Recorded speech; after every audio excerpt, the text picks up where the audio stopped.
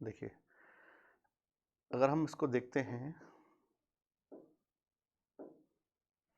तो अलेक्जेंडर का invasion. Alexander succeeded his father Philip to the throne in 334 BC. In the 4th century BC, the Persian got into war with the Greeks. ईरानी और Persians के बीच में यहाँ पर युद्ध शुरू हो गए। जैसा कि मैंने आपको बताया, पर्शियन यानी ईरानी और ग्रीक यानी यूनानी को कहेंगे, ईरानी और ग्रीक, इसका मतलब है यूनानी। इनके बीच में युद्ध शुरू हो गए। The Greeks under the leadership of Alexander of Macedonia, Macedonia के अलेक्जेंडर के नेतृत्व में ग्रीक लोगों ने पर्शियन पर आक्रमण, Persian empire and conquered Asia, Iran and Iraq, और उन्होंने उस पर आक्रमण किया। ईरान, इराक और पर्शिया के क्षेत्रों को जीत लिया। इन द बैटल ऑफ अरवेला ही डिफीटेड डेरियस थर्ड, जो डेरियस थर्ड थे उनको अलेक्जेंडर की सेना ने पराजित किया। And conquered the entire Persia, पूरे पर्शिया पर उन्होंने अपना अधिकार कर लिया। He was attracted by the belt of India. तो ये आपको याद रखना है कि सिकंदर का भारत पर आक्रमण करने के पीछे का जो इनिशिएट था, उसको मोटिवेशन मिला, वो कहाँ से मिला? इंडिया की बेल्ट से मिला उसको। It was also believe that there was a continuation of sea to the east of India which made him believe that by conquering India eastern boundaries of world would be conquered. उसे लगता था कि अगर हम भारत के eastern समुद्र तक अधिकार कर लेंगे तो ऐसा लगेगा कि मैसिडोनिया साम्राज्य की जो बाउंड्री है पूरे विश्व की बाउंड्री तक पहुंच गई है। Thus from Iran he moved towards Kabul and from there via Khyber pass. ये खैबर का जो दर्रा है, इसको पार करे बिना भारत की सीमा में प्रवेश करना नामुमकिन है। इसलिए ईरान में जब उसने ईरानी बस्तियों को हटा दिया वहां से, सिकंदर ने, जैसा कि मैंने कहा था, ईरानी बस्तियों को जब उसने वहां से हटा दिया तो भारत की सीमा में उसने प्रवेश किया खैबर पास से होते हुए। And he March into India.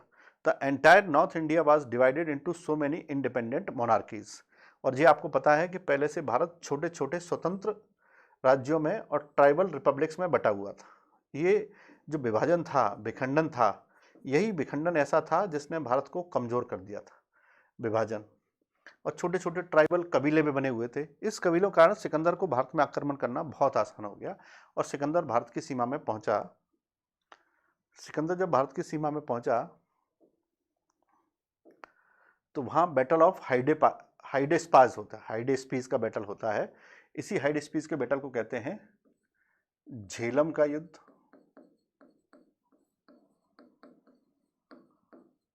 और इसे ही कहते हैं बितस्ता का युद्ध, बितस्ता का युद्ध, इस नाम से उसको जानते हैं। And it was occurred in 326 BC, और 326 BC में होता है। Porus refuse to submit the kingdom to Alexander and thus he led to a battle between them. The battle of Hydaspes was fought on the plains of Karri and Porus, plains of Karri के मैदानों में लड़ा गया। And Porus lost the battle, Porus battle को हार गया। Alexander was impressed by the courage of Porus and restored him back to his throne. जैसा कि मैंने कहा, डिस्कस किया कि उसकी बहादुरी से प्रभावित होकर के अलेक्जेंडर ने फिर उसको अपने राज्य को वापस लौटा दिया। He marched and conquered the areas as far as the river Beas, Beas नदी तक के क्षेत्र को उसने अपने अधिकार में कर लिया। The soldiers grew tired of war and refused to fight. Thus Alexander was forced to retreat and he decided to return home with his soldiers. उसके बाद सिकंदर के सैनिकों ने यहाँ और अधिक युद्धों में भाग लेने से मना कर दिया। Most of the states were restored back to the rulers who accepted his sovereignty and the remaining areas of Indian kingdom, remaining area of his possessions were divided into 3 and were placed under the Greek governors. और वहाँ पर Greek governors को बिठाया गया। और आप जानते हैं उसमें ग्रीक गवर्नर में सबसे फेमस कौन था? जिसका नाम था सेल्यूकस। सेल्यूकस, इसको ही ये सारे रीजन्स देते गए। On his way back he fell ill and died at the Babylon on 323 BC। यहाँ उसकी डेथ हो गई अलेक्जेंडर की ईरान में। That was in Iran, present day of Iran में वहाँ सिकंदर की डेथ हो गई। तो ये सिकंदर भारत में आया, उसने किस किस को जीता, किस किस को पराजित किया, ये सब इसमें डिस्कस किया गया है। ठीक, अब सिकंदर ने जो कुछ जीता था वो तो दे दिया उसको, हाइडेस्पीस का बैटल लड़ा उसने, अरवेला का बैटल लड़ा।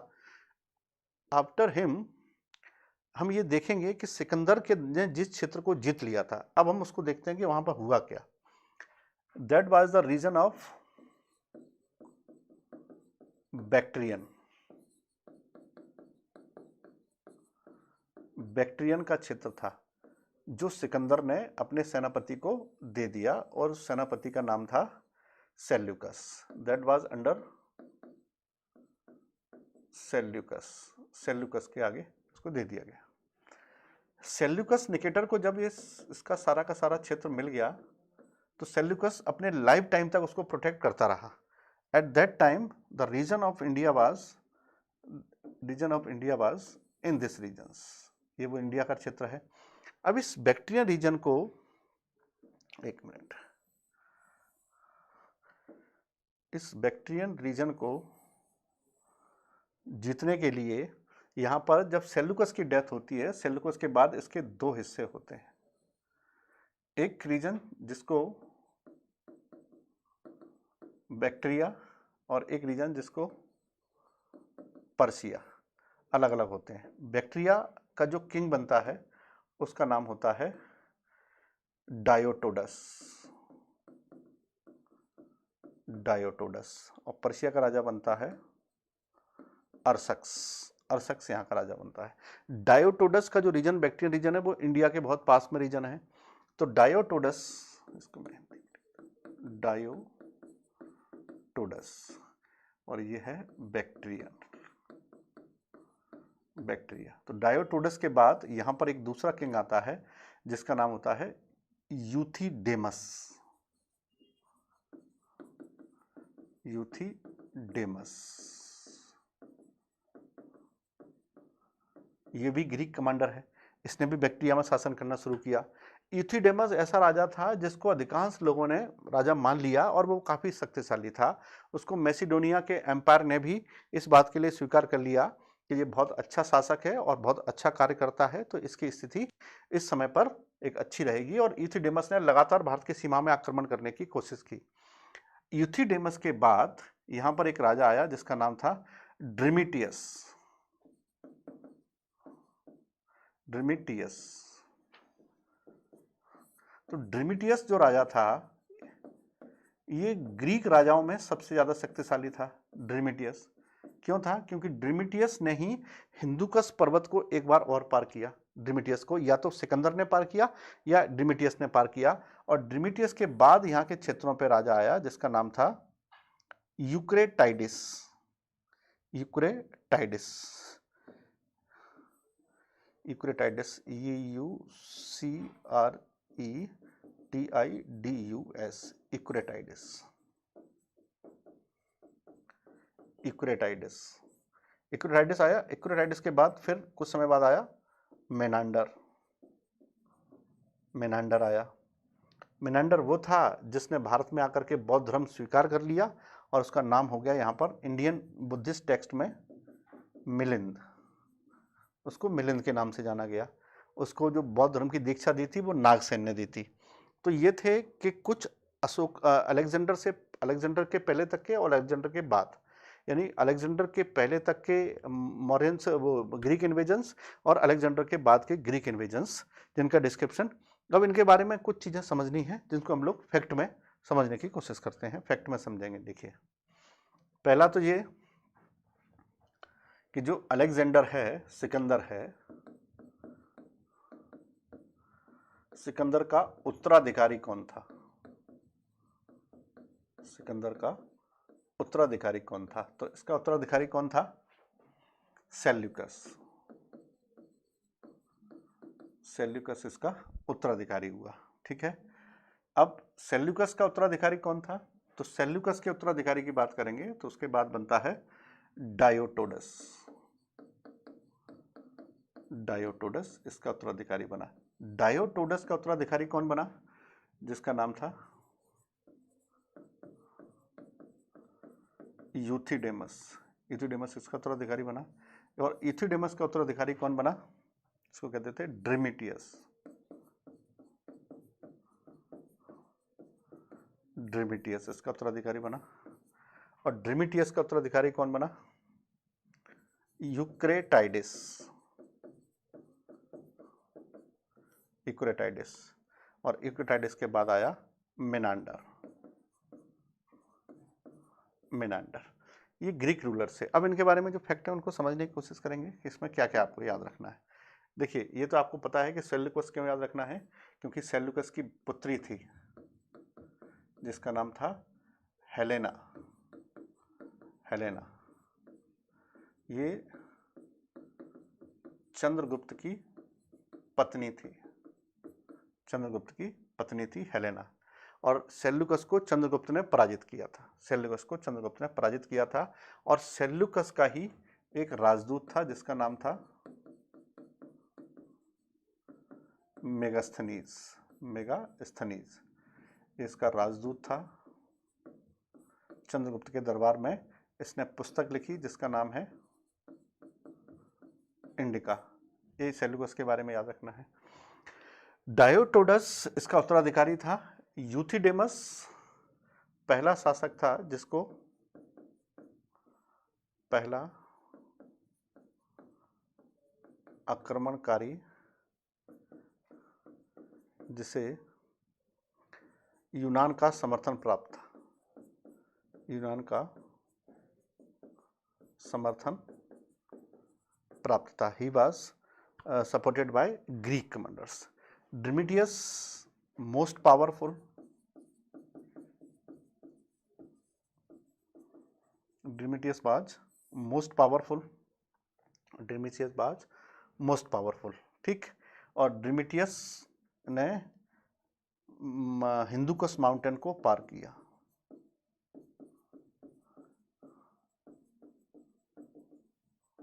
हिंदुकुश माउंटेन को क्रॉस किया। तो ये इसके बारे में बहुत महत्वपूर्ण बात है हिंदुकुश को। ठीक। ड्रीमिटियस ने जिन क्षेत्रों पर अधिकार किया तो उसकी जो राजधानी थी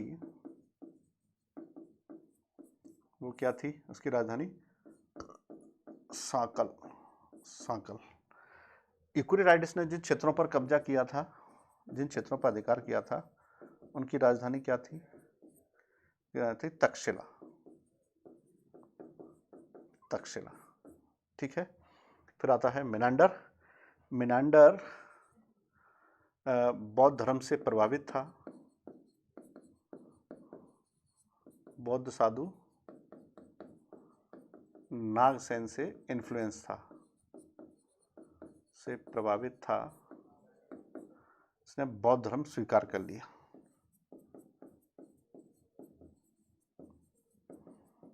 बौद्ध धर्म को स्वीकार कर लिया। इसने जैसे ही बौद्ध धर्म को स्वीकार किया तो इस मेनांडर को बौद्ध धर्म में कहा गया मिलिंद। इसको मिलिंद कहा गया। और बौद्ध साधु नागसेन के साथ ये मिला। तो नागसेन और इसके बीच में जो वार्तालाप हुई, जो बातचीत हुई, उसकी एक पुस्तक बनाई गई। उसका नाम है, इस बुक का नाम है मिलिंद पन्हो। मिलिंद पन्हो।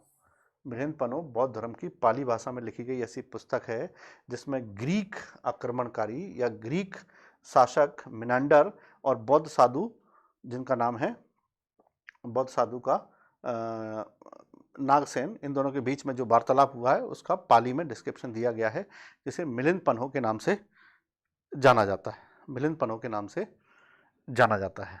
ठीक है। तो एक तो ये बहुत महत्वपूर्ण हुआ। ओके। तो ये आपको समझना है फैक्ट इसके बारे में। इन सारे आक्रमणों के कारण से भारत की संस्कृति पर बहुत सारे प्रभाव उत्पन्न हुए। जैसे ग्रीक शासकों ने हमारी मुद्रा व्यवस्था को प्रभावित किया। They changed our coinage pattern and Greek rulers also changed the mentorship of making astrology in India. उन्होंने भारत की ज्योतिष शास्त्र को प्रभावित किया। And they also influenced our sculpture, painting, so many things they influence to Indian society. तो जब Greek और इन दोनों ही शासकों का ग्रीक और इंडियन के बीच का जो कल्चर मिक्स हुआ उसको कहते हैं इंडो ग्रीक कल्चर। और पहले से पहले का कल्चर था इंडो ईरानी कल्चर या इंडो पर्शियन कल्चर। तो इंडो पर्शियन कल्चर और इंडो ग्रीक कल्चर ये दोनों ही मिक्स कल्चर के एग्जाम्पल हैं। तो भारत में किस किसने आक्रमण किए हैं ये हमने आपको बताया है कि प्राचीन भारत में किन किन क्षेत्रों पर किन किन शासकों ने कौन कौन से आक्रमण किए हैं। आई होप आप समझ पाए होंगे कौन कौन से आक्रमण किए गए हैं, इनको आपको याद रखना है। एक बार से हम इसको फिर से रिवाइज करते हैं।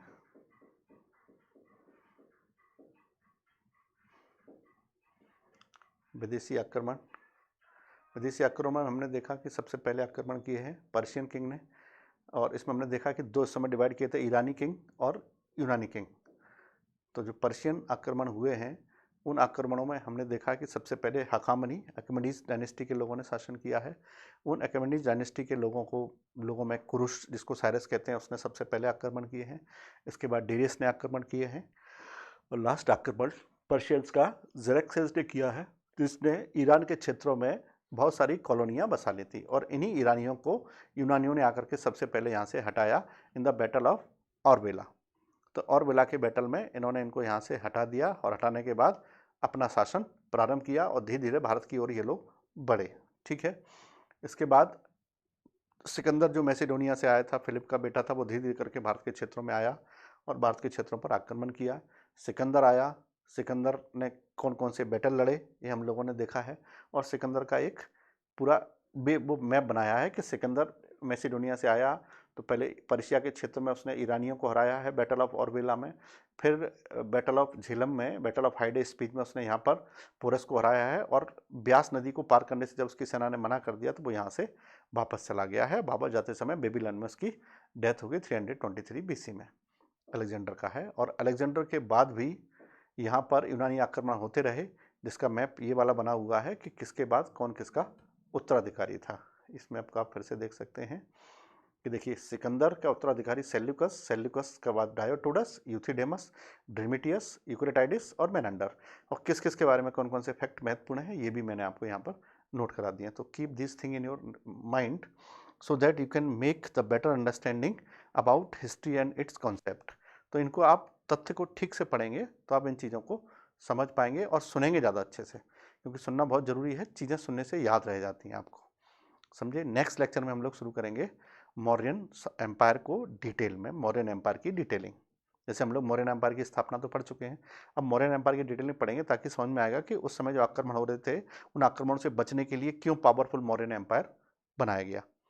ठीक है, तो हमको इसको नेक्स्ट लेक्चर में देखना है। तब तक आप कीप स्टडी, कीप सेफ, मिलते हैं फिर अगले लेक्चर में। Thank you.